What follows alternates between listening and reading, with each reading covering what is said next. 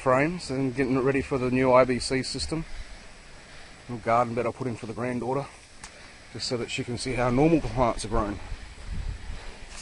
Or how plants are grown normally, I should say. Wife helping me out. And there's the other tub. It's one I'll probably use as a fish tank as well. 2 chicks, mum and daughter, and between them they still can't work out how to use a battery operated drill. No. Classic.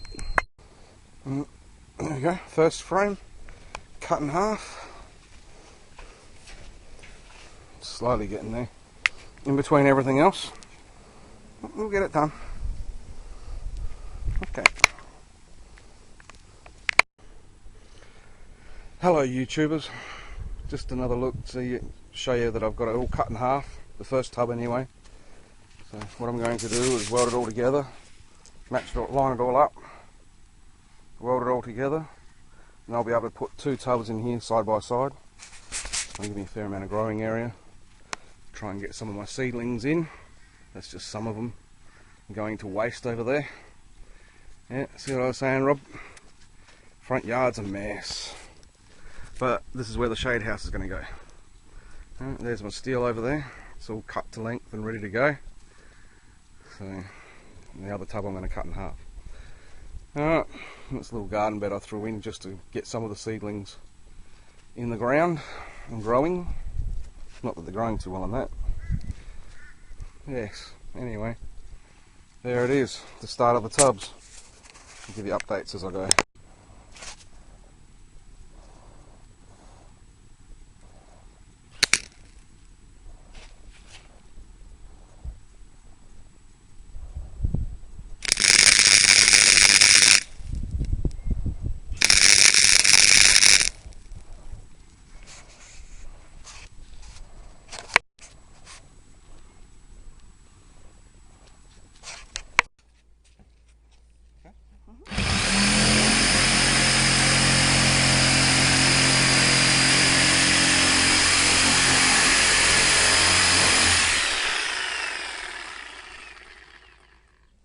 Ready.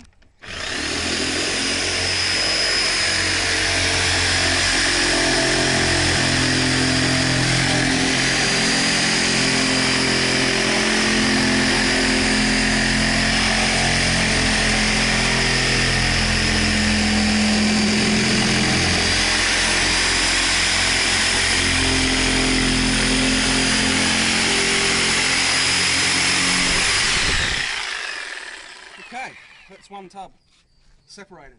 All we got to do now is clean it.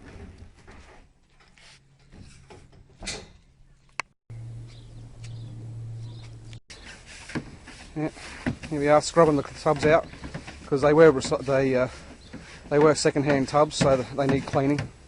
Because who knows what was in them? Not chemical, not poisonous chemical, that's for sure. But never use one with a poisonous chemical in it. There are some tubs around that you can get that have poisons in them. Just make sure, look it up on the internet and make sure of what was in it first.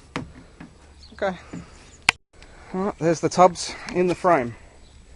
Frame's not finished yet, but we'll get there. This is a bit by bit.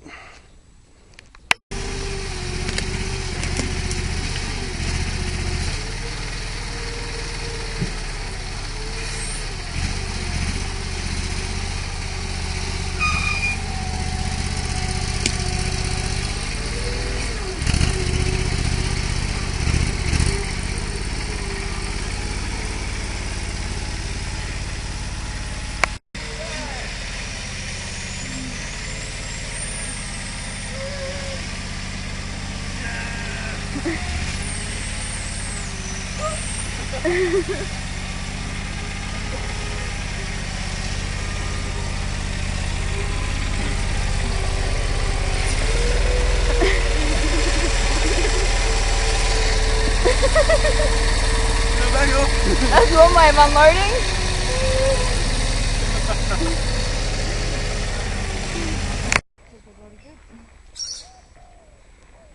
There we go. Getting it all leveled out, ready to go.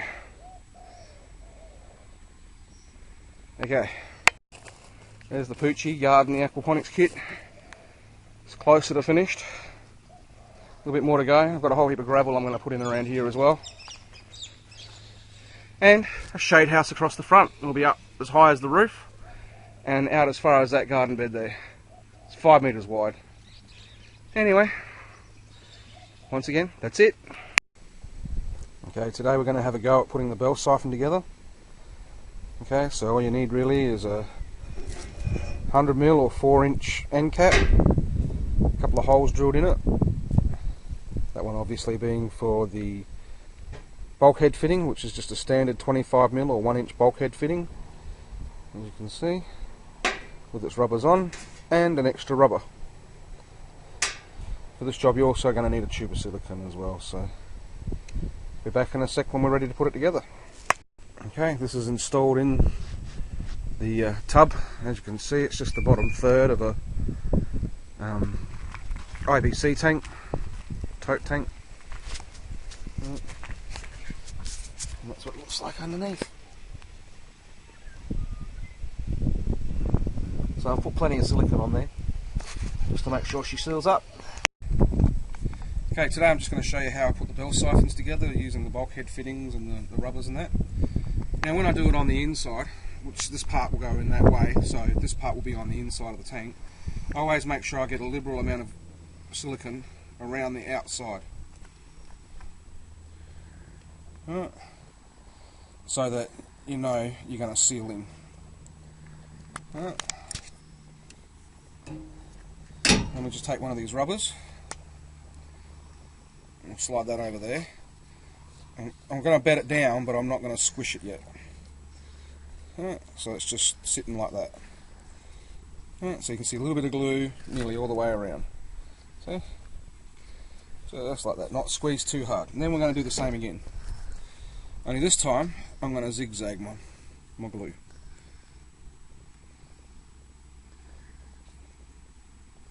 Making a little flower.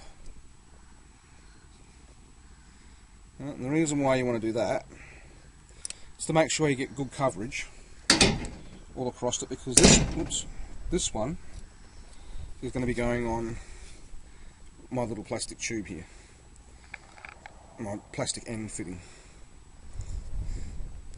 Alright, so that'll fit like that. And then once again, put a heap of silicone in there, so we fill in the gap. Make sure you know, plenty of silicone, it's cheap. So, why not use it to your advantage.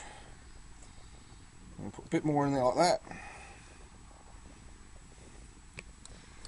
And then we grab another rubber, slide that down on there. Once again, just bedding it down a little bit, not having to fill it right out. And then we go again with the silicone, only this time we're going to put a stack on, because this is going to go against the bottom of the tub.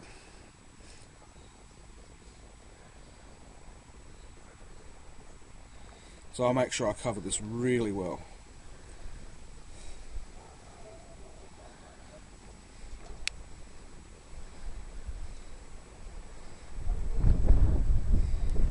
That way when it's pulled down, I know I've got a really good seal.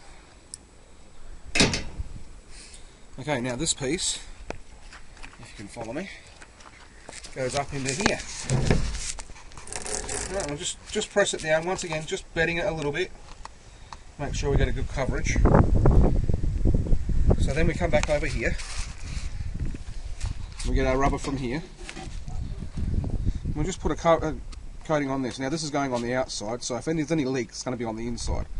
So I just make sure I put a nice good coating on the inside of my rubber. That way it squeezes up against the thread and then outwards, because it only goes so far against the thread. Yeah. And then that, just be careful when you put it on that you don't get it all over the thread. Just goes up against that like that. Alright, that's all. I don't worry about putting any silicone on this part.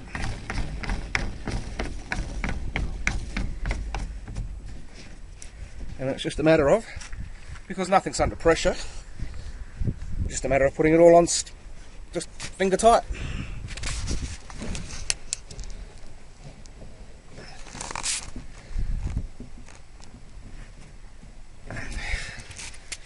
Now, if you have a look in here, if you can see in there, the silicone has all squeezed out in between the two joints, and that would have happened underneath the end cap as well.